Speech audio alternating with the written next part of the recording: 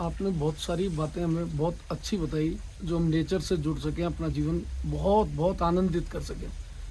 पर जो आपने बताया कि भाई हमें सम रहने की कोशिश करनी चाहिए, सुख में दुख में, लाभ में हानि में, इवन स्वस्थ हैं तो अस्वस्थ हैं तो सब में। लेकिन ये स्थिति कुछ देर, कुछ मिनट या बहुत कोशिश करो तो कुछ घंटे तो रह पाती है, और अचानक से ऐसा क्या हो जाता है कि वो दिमाग में ही नहीं रहती ये बात कि अपने को जीवन में करना क्या है। बड़ा अच्छा प्रश्न है, बड़ा उचित प्रश्न है जिससे हम सभी जूझ रहे हैं, क्योंकि हम बोल रहे हैं कि क्या करें। सबसे पहली बात तो ये समझिए कि हम ये बोल रहे हैं हम क्या करें। हम ऐसा बोल रहे हैं कि जैसे हमारे हाथ में है सम रहना। तो ये सम रहना, तो पहले तो समझिए कि सम रहना क्या है, फिर बात करेंगे हमारे हाथ में क्या है। सम रहना का मतलब है विचारों के प्रति जागरूक रहना, क्योंकि आपने विचार को देखा और तभी तो आप महसूस करेंगे सम रहना है। जैसे ही विचार आया वैसे ही रिएक्शन हुआ। विचार आने और रिएक्शन के बीच में अगर समय नहीं है तो आप सम कैसे रहेंगे। तो विचारों को देखने की जो प्रक्रिया है, अगर उसके बीच का जो समय का डिफरेंस है, टाइम डिफरेंस है, अगर वो है तो आप सम रह सकते हैं।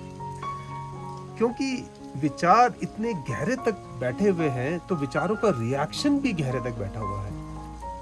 हमारा जो रिएक्शन है वो बड़ा गहरा है।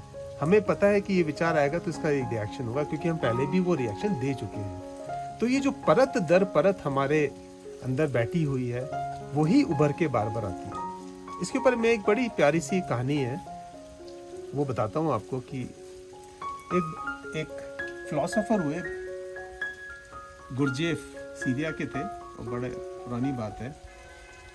जब वो छोटे थे तो उनकी नानी मरण शैया पे थी, मर रही थी। नानी ने उनको बोला कि मैं तुम्हें कुछ देना चाहती हूँ। नानी बड़ी गरीब थी, तो वो बोले कि पता नहीं क्या देगी, लेकिन उन्होंने कहा बताइए क्या देंगे आप मुझे। तो नानी ने कहा कि जब भी कोई तुम्हें कुछ बोले उससे बोलो कि मैं 24 घंटे बाद इसका जवाब दूंगा, इसका रिप्लाई करूंगा, इसको आंसर करूंगा।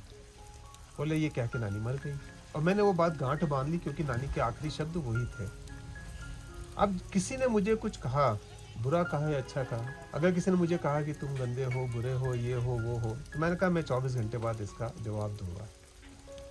अब अगर मैं वो हूं जो उसने बोला तो फिर तो बात सही बोली, फिर उसको रिएक्शन देने की बात ही क्या थी, फिर उसको उल्टा सीधा जवाब देने की बात ही क्या है, फिर मैं कुछ बोलूं ही क्यों, फिर तो मैं अपने आप को सुधारूं, अपने आप को देखूं।